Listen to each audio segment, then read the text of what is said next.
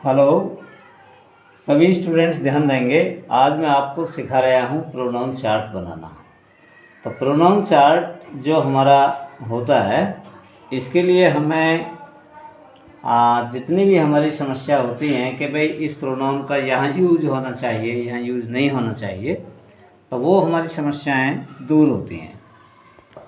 तो pronoun chart से हम देखते हैं कि हमारे क्लास 6 से लेकर के और जितने भी अदर क्लासेज हैं उन सब के लिए आवश्यक है, और आज के समय में सभी बच्चों के लिए, चाहे वो क्लास 6 से लो स्तर के हैं, उनके लिए भी ज़रूरी है। तो प्रोनाउन चार्ट को हम हिंदी में कहते हैं सर्वनाम तालिका। अब सर्वनाम तालिका जो ये इसका नाम रखा गया है, अब सर्वनाम के लिए हम कैसे इसको अच्छी तरह से समझें, तो इसके लिए सबसे पहले हम देखते हैं कि इसका प्रयोग हम कर रहे हैं नॉमिनेटिव केस में। नॉमिनेटिव केस, तो नॉमिनेटिव केस का मतलब होता है कर्ता कारक।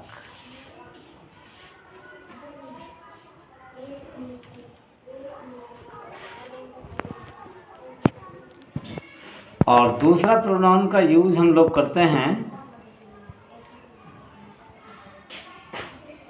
ऑब्जेक्टिव केस के रूप में। ऑब्जेक्टिव केस का मतलब हिंदी में होता है कर्म कारक, यानी वो प्रोनाउन जो कर्म के रूप में कार्य कर रहा है, ऑब्जेक्ट के रूप में कार्य कर रहा है, और एक प्रोनाउन वो कि जो कर्ता के रूप में, सब्जेक्ट के रूप में कार्य कर रहा है।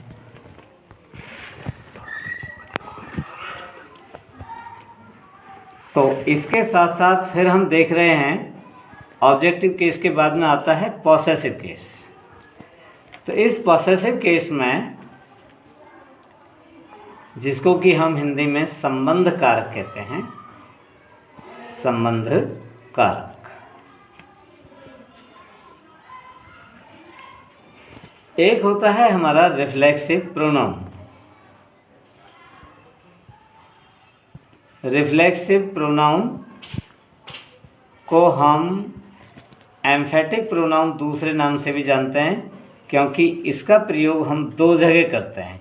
एम्फेटिक प्रोनाउन का प्रयोग करते हैं कि जब हम किसी चीज़ को एम्फेसाइज करते हैं, अपने स्टेटमेंट को बलपूर्वक कहते हैं, और यदि हम अपने स्टेटमेंट को बलपूर्वक नहीं कहते हैं, केवल हम पोलाइटली कहते हैं, तो वहाँ हम रिफ्लेक्सिव प्रोनाउन का यूज करते हैं।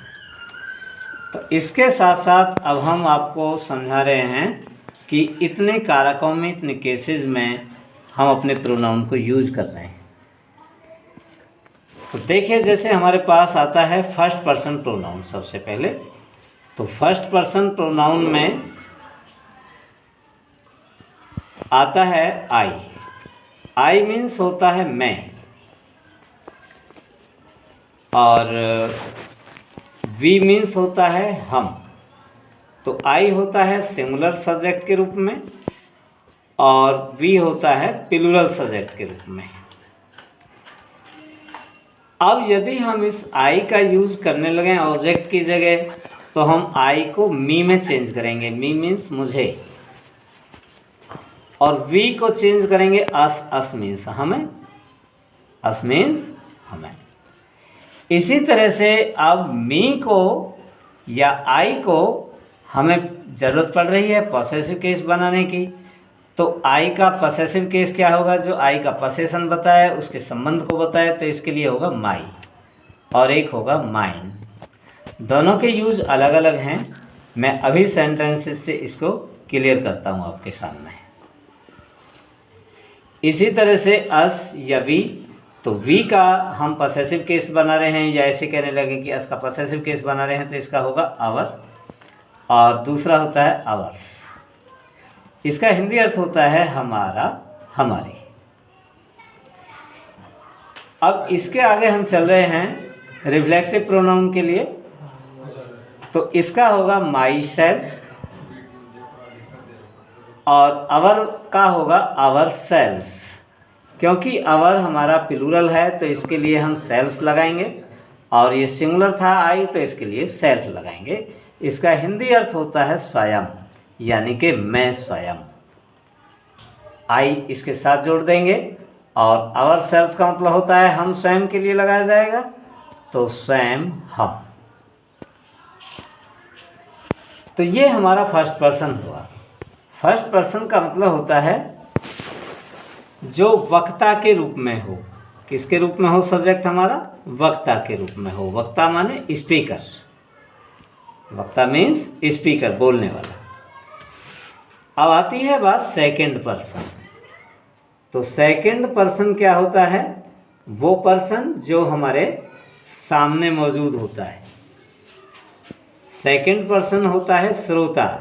श्रोता होता है सुनने वाला, उसको इंग्लिश में कहते हैं आप लोग लिसनर। जैसे कि मैं कहने लगा कि मैं तुम्हें पढ़ाता हूँ, तो तुम मेरी बात को सुन रहे हैं, तो तुम शब्द क्या हुआ? श्रोता हुआ, प्रोनाउन हमारा। और यू को हम इसी वजह से क्या बोलते हैं? Second person. तो यू का मतलब हुआ तुम या आप, और इसका ऑब्जेक्टिव केस हुआ यू, यानी कि तुम्हें, आपको। ये सिंगुलर में भी रहता है और प्लूरल में भी, इसमें कोई चेंजिंग नहीं होती है, ये दोनों में माना जाता है। इसके बाद आगे चल रहे हैं हम, इसका पॉसेसिव केस। तो योर और योर्स, आपका, आपकी, तुम्हारा, तुम्हारी।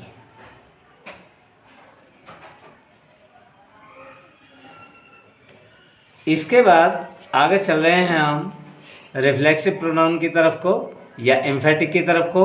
तो इसका हो जाएगा, यू वाले का हो जाएगा योर सेल्फ, और यू को यदि हम प्लूरल मान करके चलें तो उसका हो जाएगा योर सेल्फ। याद रखने लायक बात है कि यहाँ यू सिंगुलर में भी है, प्लूरल में भी है, लेकिन वो बोलने से क्लियर होगा। यदि एक के लिए महसूस होता है तो योर सेल्फ, ज़्यादा के लिए महसूस होता है यू तो योर सेल्फ। जैसे कि कहने लगे यू ऑल, तुम सब, यू ऑल माई फ्रेंड्स। इस तरह से अब हम चल रहे हैं थर्ड पर्सन की तरफ को। थर्ड पर्सन का मतलब क्या होता है? जिसके बारे में हम कोई बात करते हैं। जैसे कि मैंने मोहन को एक पत्र दिया, मैंने उसे पढ़ाया, तो जिसके बारे में जिक्र कर रहे हैं वो सब थर्ड पर्सन होता है। इसको इंग्लिश में समझना चाहिए मेंशन्ड पर्सन। ऐसा पर्सन जिसका हम मेंशन कर रहे हैं, जिक्र कर रहे हैं, वो क्या हो सकता है? ही, जैसे कि वह तो दादरी गया। हो सकता है सी, ये पुरुष जाति का है ही, और सी स्त्री जाति का है। और इट, यह वह, ये निर्जीव के लिए होता है। दे मीन्स वे, ये प्लूरल के लिए होता है, इसमें कोई भी हो सकते हैं। और इसी तरह से दोज, वो, इसी तरह से कोई नाम रामू श्याम, या कोई रीमा, कोई लड़की का नाम भी हो सकता है, और डबल नाम भी इसमें हो सकते हैं प्लूरल, जैसे रीमा एंड सीमा। तो चलिए हम ही का ऑब्जेक्टिव केस करेंगे हिम, उसे, और सी का ऑब्जेक्टिव केस करेंगे हर, उसे, और इट का इटी रहेगा, इसे और उसे। इसके साथ दे का दैम लिखेंगे, इसका हिंदी सेंस होगा उन्हें, और दोज का उन्हें, दोज का दोज रहेगा। और यदि दो नाम या सिंगल नाम दिया है, जैसे रामू दे दिया है तो हिम, और रीमा दे दिया है तो हर, और यदि दोनों दे दिए जाएं तो दैन। इसके बाद देखेंगे कि ही का हम यहाँ पॉसेसिव केस बनाएंगे तो क्या होगा? हिज, उसका, उसकी, और सी का हर होगा, और दूसरा इसका होगा हर्ष। इसके यूज़ थोड़े अलग अलग हैं, एग्जाम्पल से अभी इधर मैं शो करने वाला हूँ, ध्यान से देखेंगे आप। और दे का दियर हो जाएगा, THEIR, देयर, उनका, उनकी। और इसी तरह से कोई रामू, इस तरह से नाम क्लियर हैं, मैस्कुलिन जेंडर हैं तो हिज होगा, और फेमिनाइन जेंडर हैं, स्त्रीलिंग हैं तो हर होगा। इसके साथ साथ अब आते हैं हम लोग अपने रिफ्लेक्सिव की तरफ। तो इसका हो जाएगा ही का हिमसेल्फ। ध्यान देंगे हिज सेल्फ ना कर दें इसको गलती से, वह स्वयं। तो वह के साथ स्वयं की इंग्लिश ये जोड़ी जाएगी और ये एग्जाम्पल से सेंटेंस बना करके शो करेंगे। हर का होगा हर सेल्फ, यानी कि वह स्वयं या स्वयं वह, और दे का देमसेल्व्स हो जाएगा वे स्वयं। इसी तरह से हमें यहाँ पर केवल स्वयं के लिए दे देमसेल्व्स ऐसे बोलना है, सी हर सेल्फ ऐसे बोलना है, ही हिमसेल्फ ऐसे बोलना है एम्फेटिक प्रोनाउन में। लेकिन रिफ्लेक्सिंग में ये पोलाइटली बोले जाएंगे, तो ये थोड़ा लास्ट में लिखे जाएंगे। जैसे कि रामू ने स्वयं अपना काम किया, तो Ramu did his work himself. यदि ऐसे बोलेंगे तो ये हिमसेल्फ माना जाएगा रिफ्लेक्सिव। यदि हम हिमसेल्फ को सब्जेक्ट के तुरंत बाद लेंगे, यानी कि एम्फेटिकली तरीके से बात करेंगे, तो ये सब्जेक्ट के साथ जुड़ेगा। जैसे कि रामू ने स्वयं यह किया, तो रामू हिमसेल्फ डिड दिस। अब इसका हम यूज करके दिखा रहे हैं आपको। जैसे कि हम लोग कहने लगे मैंने एक पुस्तक खरीदी,